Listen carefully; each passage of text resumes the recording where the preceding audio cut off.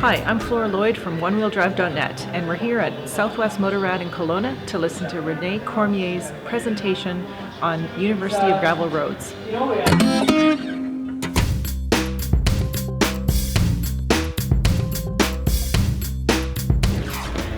Your trip entailed 41 countries over 4.5 years, and how many kilometers was that? The bike started new, so the bike started at 0 kilometers, and by the time that I finished up, it had 154,000 kilometers. Wow. Spread over those 41 countries. Yeah. You split your trip up into a few parts. You came back to Canada to work. What were you thinking in that time when you had to come back and sort of take a job to go on to the next phase of your trip? What was going through your mind?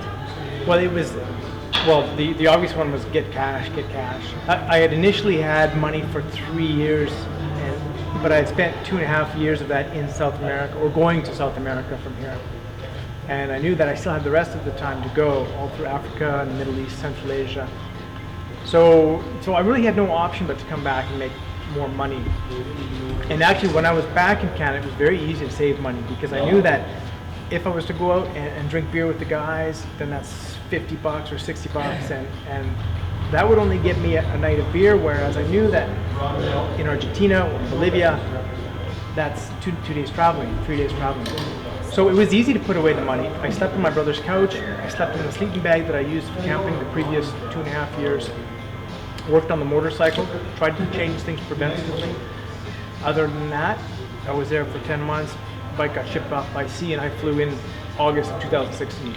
So you didn't lose any momentum in that 10 months? No, as a matter of fact, it was actually a nice break, and it allowed me to not only save the money but also research the places that I was going. Because while you're on the road, it's actually difficult to look up like UNESCO World Heritage Sites or the history of the country that you're going to.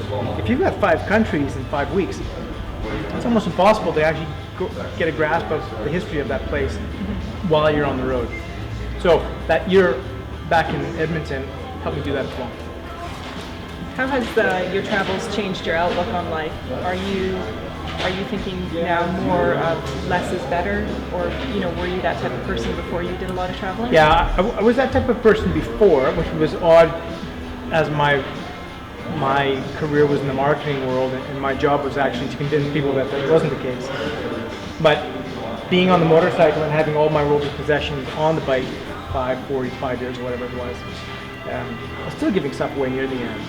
So it is absolutely ingrained in me that most of us have too much stuff, and it's actually a greater source of irritation than it is of pleasure. So I will continue to keep my life at a bare minimum for stuff. Yeah. Does a scene stick in your mind that you can think of on your travels that you became at peace with yourself with the decision you made to go traveling? Oh, that was instant. Instant, yeah.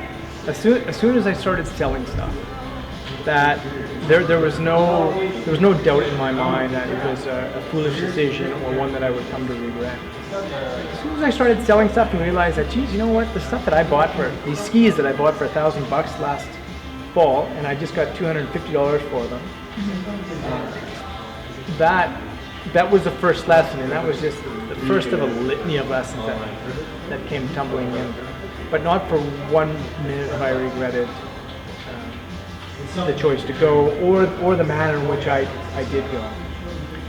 And if there's one thing that I'm proudest of the entire trip, is that I didn't wait for my life situation to be perfect in order to go. And I think a lot of people make that mistake, and I'm just going to wait for a bit more money, or I'm going to wait till I get the right bike, or until I get the right camping gear, or the promotion, or wait until the house is paid off, or the kids are out. I mean, it never ends. The amount of things that can sort of derail you. So the one thing that I will, by far, that I'm the happiest of, I just cut and went and made a ton of mistakes, did a lot of stuff wrong and incorrect and in the wrong order. But there's no other way to do it. Really, you just gotta get on and go. And with each day, you learn a little bit more, and you figure things out. And some things become more clear. Some things become obviously wrong. packing, for example. Everyone leaves with too much stuff. Everybody that goes on a trip for more than an hour takes always too much stuff. Or overnight trips, they take too much stuff. Because we hate being unprepared. We don't like being ill-equipped, especially in North America, in Europe. So I left with gloves, winter gloves, summer gloves, in-between gloves, leather gloves, mittens, meaning the whole shebang. And soon after, whoosh, all that stuff gets either mailed home or given away to a local person. Just don't need it. Getting back to the more simple things. Yeah. You carry gear for the majority of the situations, and you suffer on either side of it, but you suck it up. And not having the proper rain gear, for example. Booties, forget it. Booties are, I mean, they're great for here when you've got room for them, but plastic bags. Put your feet in some plastic bags. And the best part of living like this on the road is that there's no one to impress. So that is all removed. I mean, you'll go days without seeing anybody. So it doesn't matter if you're covered in dirt or your boots don't match your jacket or the wrong color or wrong brand. It doesn't matter. It's all practicality. Is it practical? Great. If it's done for fashion, it gets left long. Riding this aside, what skills and necessities do you think is basically invaluable for your success? Well, I would go so far as even to say that riding skills are not necessary. I started this trip with a girlfriend who just started to ride when she knew that she was going to join the trip. Didn't know how to sit on the bike, where to put her feet, where the hands go, how do you start it, how do you aim it, none of that stuff. So I think if you're clever and you're slow and you're patient, you can actually even get away from the riding skills. That will come, especially when you do it every day. Mm-hmm. But apart from that, you need time. You need time. You can't, it's very difficult to, I mean, it's possible to drive to here to Panama and back in a week. I mean, the Guinness World Record for Alaska to Ushuaia in Argentina, I think it's 31 days or something like that. It's possible to drive very quickly, but you don't learn anything. Mm-hmm. And if the drive is to go fast and to set the record, then fill your boots.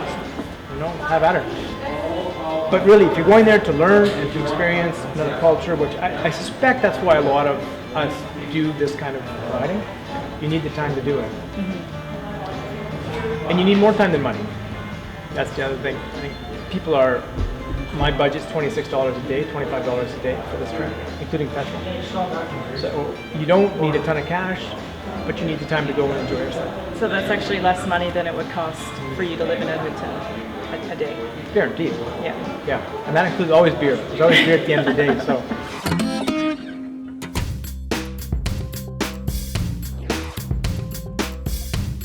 Rene is touring select Canadian BMW Motorrad dealers, talking about his adventure.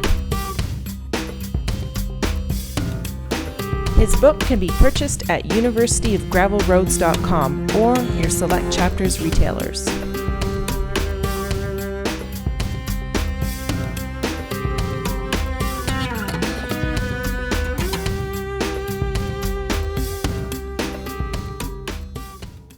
Follow us on a 3-month motorcycle adventure around Australia. Joe rides the bike, while Flora is our principal camera operator. It's the two of us as travelers and film crew.